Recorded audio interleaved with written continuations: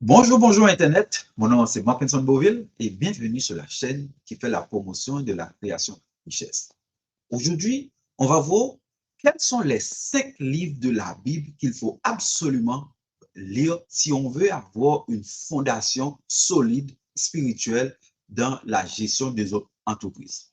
5 livres qu'il faut absolument lire si on veut avoir une fondation solide sur le leadership et la gestion financière de nos entreprises. Vous êtes prêts? Allons-y.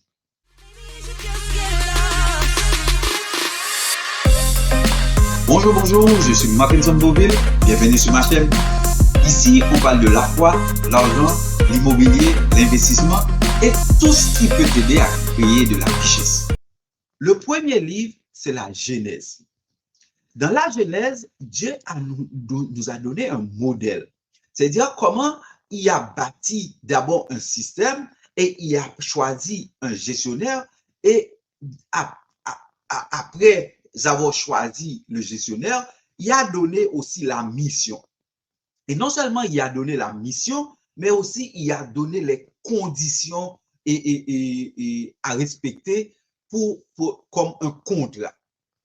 Maintenant, et plus loin, on va voir que le gestionnaire que Dieu a choisi, il n'a pas respecté les conditions et il va y avoir des sanctions.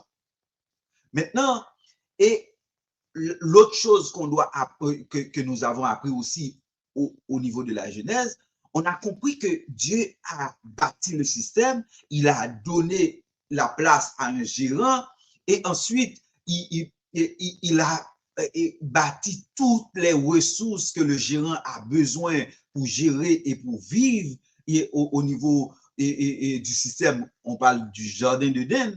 Et maintenant, il a fait un recul. Ça veut dire qu'il arrête de créer. Maintenant, il donne la charge au gérant de continuer la création.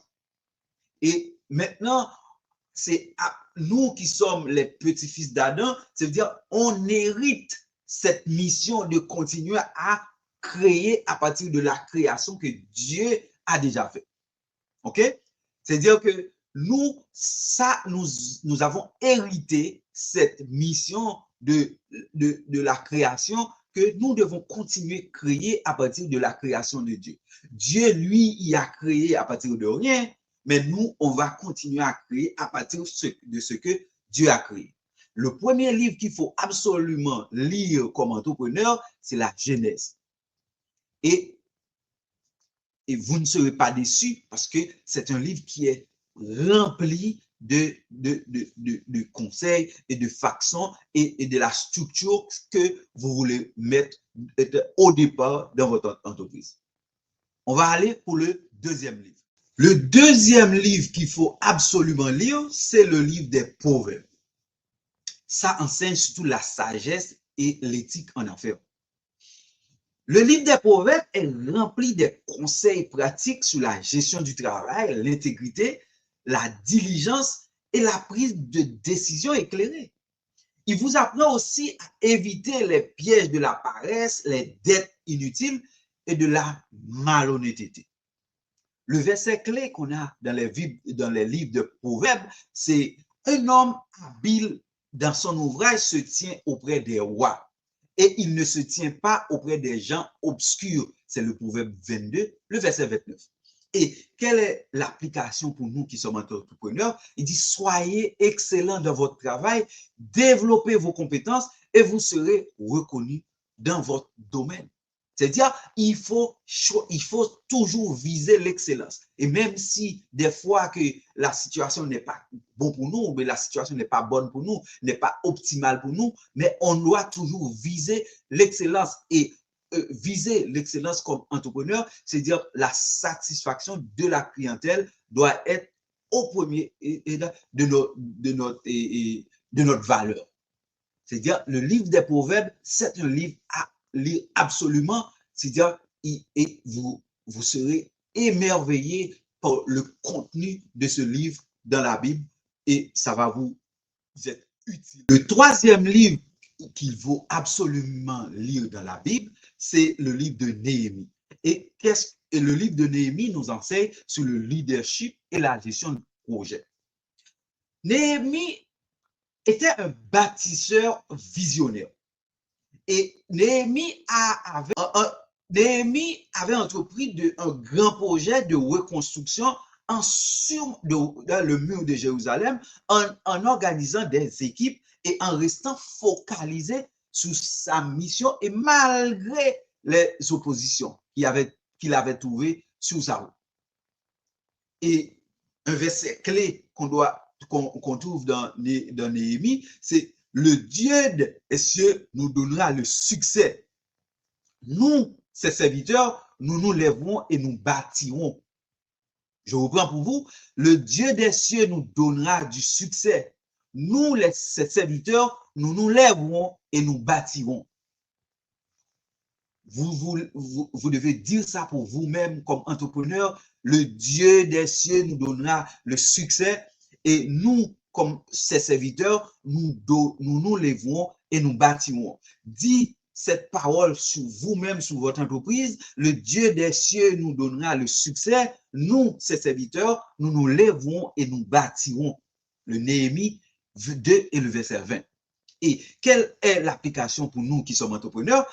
Les défis feront toujours partie de notre voyage comme entrepreneur. Mais un vrai leader, il reste concentré sur son objectif et s'entoure des bonnes personnes pour réussir. C'est-à-dire que le bon leader, il ne cherche pas quelqu'un là, on cherche toujours les gens qui connaissent mieux que nous. C'est-à-dire les gens qui sont beaucoup plus experts que nous dans le domaine où nous cherchons des personnes. Ça veut dire, si on reste focalisé sur notre objectif, sur notre mission ou bien sur notre vision, et puis on s'entoure des bonnes personnes, je vous assure que Dieu va permettre que le succès reste sur votre chemin. Le livre de Néhémie, c'est un livre absolument à lire et ça va être un grand ajout pour votre connaissance spirituelle, mais non seulement pour votre connaissance en leadership et gestion de projet pour votre entreprise. On va partir pour le 4e livre. Le 4e livre qu'il faut absolument lire, c'est le livre de l'Ecclésiaste. C'est ce livre qui nous permet d'avoir une conversation, une réflexion sur le succès et la richesse. Et trop souvent, nous, comme entrepreneurs, on considère l'argent comme le succès. Mais le livre de l'Ecclésiaste nous met en garde contre cette idée préconçue ou bien cette idée restreinte que quand on a de l'argent, on a réussi. Et c'est faux. L'argent ne signifie pas de réussite. Vous pouvez avoir l'argent, vous ne réussissez pas. La réussite, c'est bien plus que l'argent. Et si quand vous allez lire l'Ecclésiaste, ça veut dire l'Ecclésiaste va vous offrir une perspective un peu unique sur la richesse, sur le travail et le vrai sens de la réussite. Il nous met en garde contre cette illusion que l'argent seul peut apporter le bonheur. L'argent seul ne peut pas apporter le bonheur. L'argent peut être un élément de la richesse, mais l'argent n'est pas la richesse. Et nous qui sommes entrepreneurs, c'est-à-dire, on ne cherche pas que l'argent, on cherche l'argent, c'est vrai, mais on cherche le temps, on cherche la famille, on cherche notre relation avec Dieu. C'est-à-dire que la réussite, c'est un package que l'argent peut entrer là-dedans, mais l'argent ne fait pas seule partie de ce paquet. C'est pour cela qu'il y a des gens qui sont prêts à tout faire pour aller chercher l'argent, mais lorsqu'ils en ont l'argent, ils restent toujours avides, ils sont toujours heureux. Pourquoi? L'argent n'est pas suffisant pour vous procurer le bonheur. On a un verset clé dans l'Ecclésiaste, c'est dire répartis ce que tu as en 7 et même en 8, car tu ne sais pas quel malheur peut arriver sur la terre. Je reprends, répartis ce que tu as en 7 et même en 8, car tu ne sais pas quel malheur peut arriver sur la terre. C'est l'Ecclésiaste 11, verset 2, ça nous dit que quand on investit, quand on est entrepreneur, on ne met pas tous nos œufs dans le même panier. C'est-à-dire que si on a une entreprise, on ne doit pas seulement pencher ou bien et laisser tout notre avenir placé dans une entreprise. Il faut placer toutes nos billes dans différentes choses. S'il arrive demain un pépin, on ne sera pas totalement anéanti ou bien on ne sera pas tellement échoué. C'est-à-dire qu'il faut placer nos œufs dans différents, nos billes dans différentes choses et à la fin, même s'il y a quelqu'un qui n'a pas marché, on va avoir. Et j'ai un conseil pour ceux d'entre vous qui veulent partir en affaires pour 2025. Si vous avez votre emploi et puis il faut absolument éviter de laisser votre emploi pour aller en affaires. Pourquoi? Parce que vous ne voulez pas mettre toutes vos billes dans un seul panier. C'est-à-dire, il faut garder votre emploi et partir ton entreprise de façon soft, de façon peu à peu. Et lorsque l'entreprise va avoir assez de moyens pour vous embaucher complètement ou bien en permanence, maintenant vous allez quitter votre emploi pour aller totalement dans votre entreprise. Mais il est toujours bon de, si vous pouvez encore garder l'emploi et puis partir en affaires, parallèlement, ça va vous permettre de faire un atterrissage et très en douceur qui va vous permettre de faire cette transition en douceur et beaucoup plus facile pour vous et votre famille. Et quelle est l'application pour le livre de l'Ecclésiaste dans notre vie? Diversifiez vos sources de revenus et ne mettez pas tous vos investissements dans un seul projet. Exactement ce que je viens de vous dire, c'est-à-dire il faut diversifier, diversifier, diversifier. Aujourd'hui, vous avez un emploi, vous devez commencer à voir la bourse, commencer à investir un petit peu dans la bourse pour apprendre, pour te familiariser avec. Commencez, tu as un emploi, si tu es capable d'aller chercher un duplex, va chercher un duplex et puis tu vas commencer à te familiariser avec et puis dans l'immobilier et petit à petit, tu vas bâtir ton avenir financier. L'Ecclésiaste, le livre de l'Ecclésiaste, c'est justement le livre qu'il faut absolument lire si tu veux diversifier et si tu veux éviter les échecs dans la vie comme entrepreneur. Et on va partir pour le cinquième et le dernier livre. Le cinquième livre qu'il faut absolument lire comme entrepreneur, c'est le livre de Matthieu. Le livre de Matthieu nous donne les principes de leadership selon le grand maître, le Seigneur qui est Jésus-Christ. Et pourquoi lire vraiment le livre de Matthieu? Jésus est le plus grand leader de tous les temps que le monde a jamais connu. Le livre de Matthieu regorge de leçons sur le service, la gestion des relations, la prise de décision et l'importance d'un leadership basé sur l'amour, la vérité et le service. Un verset clé de Matthieu, c'est « Mais quiconque veut être grand parmi vous, qu'il soit votre serviteur ». Dans Matthieu 20, verset 26. Et c'est idem pour votre entreprise. Si vous êtes le PDG, le CEO, il faut absolument vous comporter comme celui qui fait le nettoyage. Pourquoi? Parce que vous êtes là pour servir vos employés, pour servir vos clients, pour servir le gouvernement, pour servir tout ce qui tourne, pour servir vos partenaires, vos associés, parce que un bon leader, il est là pour servir, pas pour être servi. OK? C'est-à-dire, si vous gardez l'esprit de service que le livre de Matthieu nous montre à travers la vie de Jésus-Christ comme le leader par excellence, c'est-à-dire, vous avez donné un excellent départ à votre entreprise. Pourquoi? Parce que le leader serviteur, c'est le leader qui gagne toujours. Et quelle est l'application pour un entrepreneur si les principes énumérés dans le livre de Matthieu? C'est-à-dire un bon leader ne cherche pas seulement le profit, mais sert ses clients, ses employés et sa communauté avec humilité et excellence. Vous comprenez? C'est-à-dire, je reprends cette application pour vous. Un bon leader ne cherche pas seulement le profit, mais sert ses clients, ses employés et sa communauté avec humilité et excellence. C'est-à-dire que nous qui sommes leaders, qui sommes et entrepreneurs, que ce soit dans la famille, que ce soit à l'église, que ce soit dans votre communauté, dans votre entreprise, nous devons faire preuve d'un leader serviteur, d'un leader qui est là pour servir.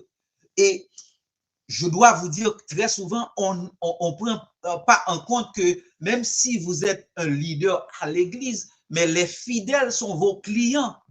Les pasteurs qui travaillent avec vous sont vos clients. Si vous dirigez une chorale, les membres du chorale sont vos clients.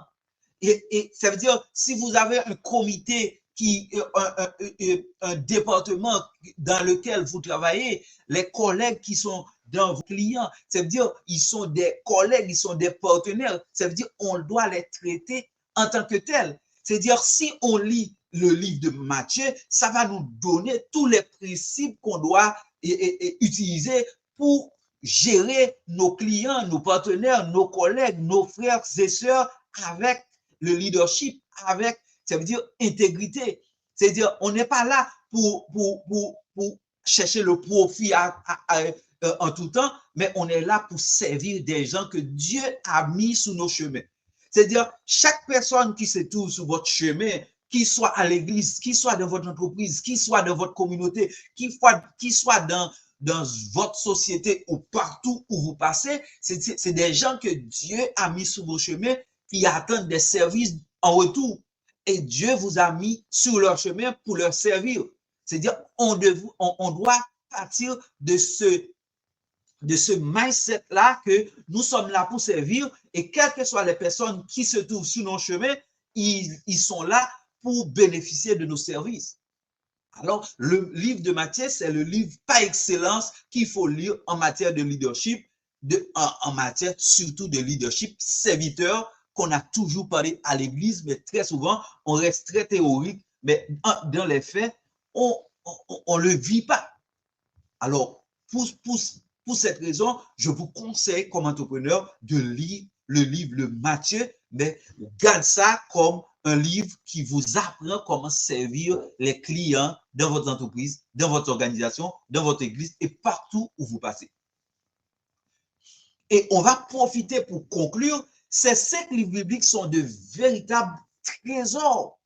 Et pour tous ceux qui veulent entreprendre, tous ceux qui veulent devenir entrepreneurs, et même si vous êtes employé dans votre entreprise, vous pouvez lire ces livres et vous allez devenir un employé, un leader parmi les employés, même si vous travaillez pour quelqu'un d'autre, mais avoir le sens de leadership, avoir un sens de leader serviteur, ça va vous servir pour toute votre vie et ça va vous garantir la réussite. Et dans les commentaires, dis-moi quel livre que vous allez lire en premier. Alors, n'hésitez pas à partager l'expérience que vous avez, vos commentaires. Si vous avez déjà lu un livre, vous pouvez relire et relire encore parce que ça va vous donner beaucoup de stock pour pouvoir faire face aux difficultés ou bien il y en a que vous allez avoir dans vos organisations, dans vos entreprises. Sur ce, je vous laisse et je vous dis à la prochaine pour une autre vidéo. Et n'oubliez pas d'abonner, de partager, de liker et surtout de laisser vos commentaires. Nous serons toujours heureux de partager avec vous. Bye bye, à tantôt.